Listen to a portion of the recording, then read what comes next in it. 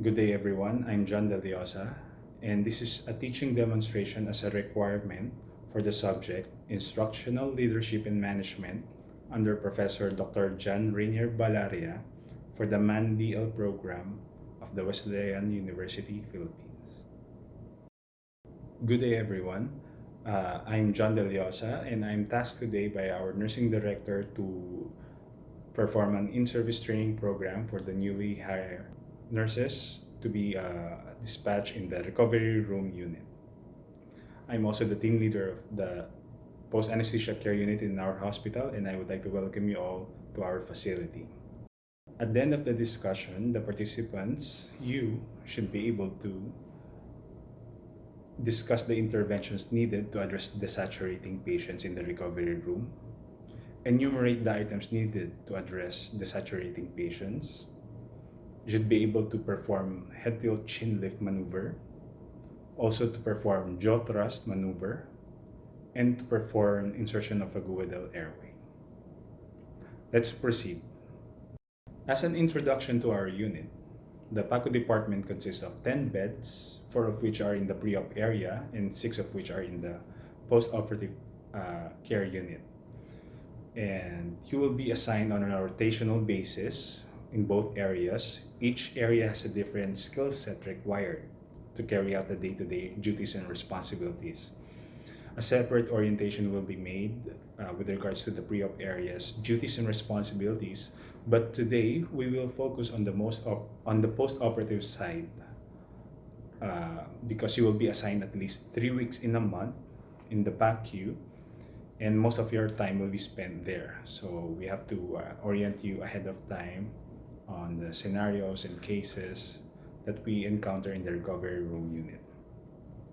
So moving forward with our orientation regarding the nursing care for patients in the recovery room, first I want to assess your level of understanding of the duties and responsibilities in the recovery room. As I know, all of you have an experience in the post-operative phase.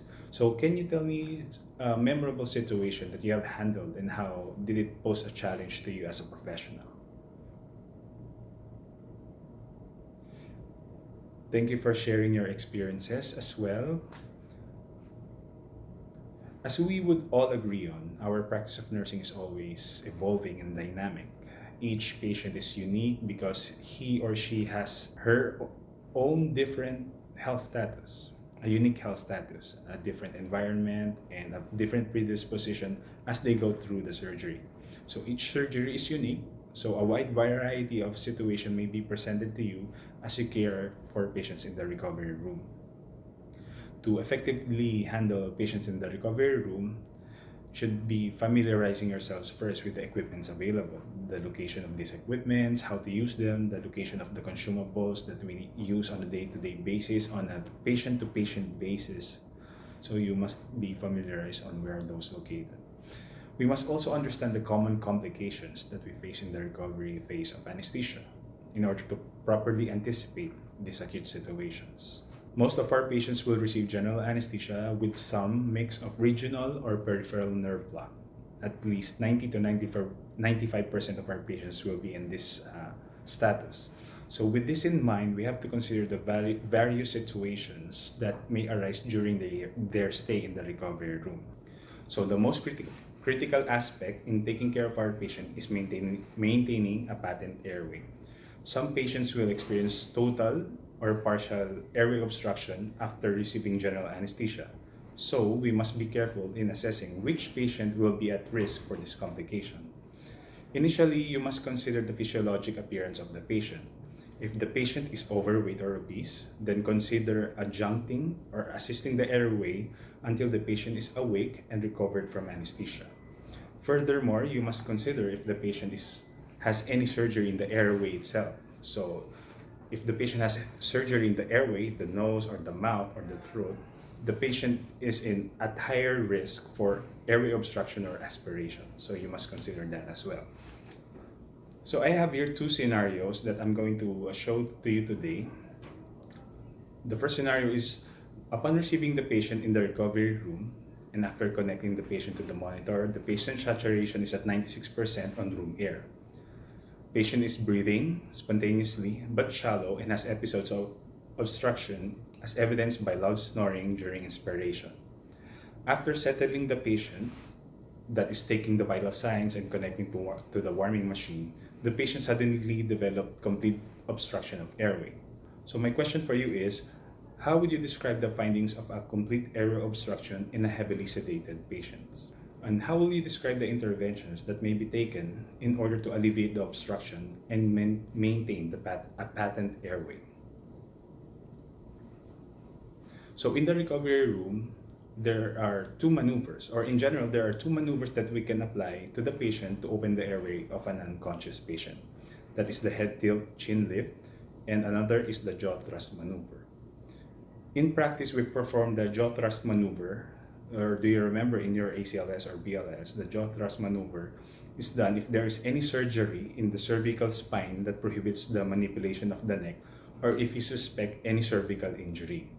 However, this can be applied to most patients who receive general anesthesia and are still unconscious because it can effectively open the airway by lifting the tongue out of the way of the trachea, thus opening the airway. Another consideration is administration of oxygenation support. If the patient exhibits partial obstruction, we may administer O2 inhalation via face mask, initially at 6 liters per minute, and then titrate it accordingly. However, if the patient experiences complete obstruction or is apneic, we should be prepared to administer oxygen via bag valve mask at 10 to 15 liters per minute. Okay, so that's clear. Now I'm going to demonstrate on how we perform the head tilt chin lift and the jaw thrust maneuver. So for example, this is our patient who's obese and is heavily sedated that we received in the recovery room. So how do you perform jaw thrust maneuver? You should be positioned well on the head part of the patient so you'll be able to manipulate the mandible properly. So this is our patient and he's experiencing desaturation. So how are you going to handle the patient using the head tilt chin lift maneuver? So for example, I want you to stand on the side of the patient, and using a gloved hand, you will put your one hand over the forehead of the patient and then use two fingers to lift the jaw upward, thereby putting the patient neck, slightly extending it to open the airway. However, if this procedure is not benefiting you and increasing the oxygen saturation of the patient, you may perform jaw thrust maneuver, which I find personally to be more effective in opening the airway, especially for obese patients. So how do you do that? You find the mandible, the tip of the mandible, the angle, and then you push it upward. Here at the angle of the mandible, you push it upward to open the airway of the patient. Push it towards the roof or towards the ceiling, and then this will slightly close the mouth of the patient, but it will open it will lift the tongue out of the way of the trachea, thus opening the airway. So the second scenario that I have for you today is this. The patient is still unconscious and experiences complete airway obstruction, as evidenced by paradoxical breathing patterns and desaturation in the pulse oximetry. So what are the steps that you have to take to be able to address the desaturation of the patient? First, I would like you to assess the patient first. So check if the patient is responsive. If the patient can be arousable, then it's possible to wake the patient and instruct the patient to take deep breaths. This way, we don't longer have to manipulate the patient or introduce invasive procedures like putting Goodell airway to the patient. And this will save us time and effort, and this will decrease the possibility that we may injure the patient. So assess the patient. If possible, wake the patient and instruct to take deep breaths. Next is assess the pulse oximetry probe if it's properly applied. If no, then correctly apply the probe, and if yes, intervene or assess further. You may also apply airway opening maneuvers, just as what we've discussed. And if unable, you may increase the saturation through application of a simple face mask or non-rebreathing mask. Also, you may consider airway adjuncts, which are the oropharyngeal airway and the nasopharyngeal airway, both of which we have in the recovery room. So you have to familiarize yourself how to put this, where it's located in the unit, and how to determine the proper size for your patient.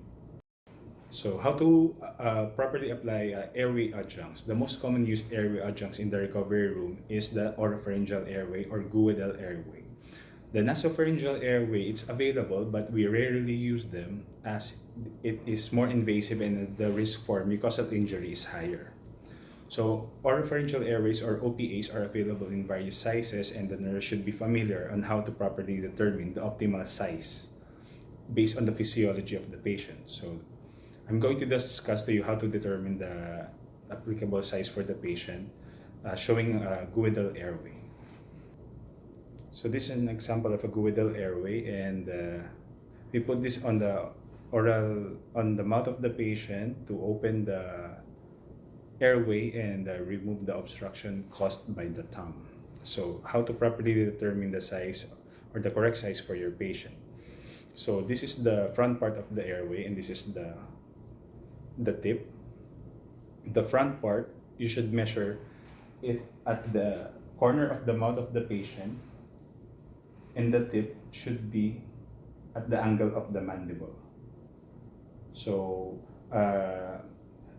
if you determine the correct size of the Guedel airway, the proper way to insert a Guedel airway is, there are two ways on how to insert the Guedel airway.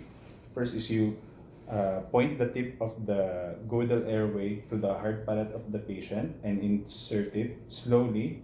Then as you move towards the soft palate, rotate it 90 degrees, and then until you rotate it 180 degrees as you insert it fully into the mouth of the patient. This way will prevent trauma to the soft tissue of the patient inside the mouth. Another way is that you open the mouth of the patient, and then you guide the tip of the Guedel airway towards the angle of the tongue, moving the tongue downwards and pushing it, thereby opening the airway of the patient. So always remember the important considerations that these adjuncts are only applicable if your patients are unconscious or semi-conscious, and if oxygen application via face mask is not enough to increase the saturation of the patient. In proceeding to care for your patient, consider less invasive or traumatic interventions first before moving to more complex or invasive interventions. Aside from these interventions, it is prerequisite that you are familiar with the equipments that are available in the unit that you need in administering care to the patients in the recovery room.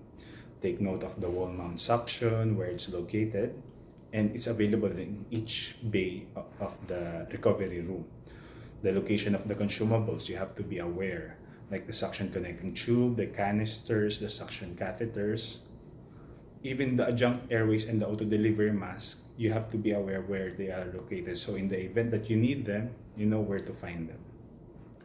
With all of this happening in the recovery room, we should see to it that the patient is connected to continuous monitoring of pulse oximetry to accurately assess the condition and the effectivity of our intervention.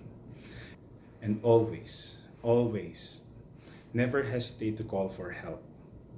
Call your colleagues or call the anesthesiologist if necessary. The whole team is always supportive in giving safe and quality care and looks out for everyone in the team who needs help. So thank you so much.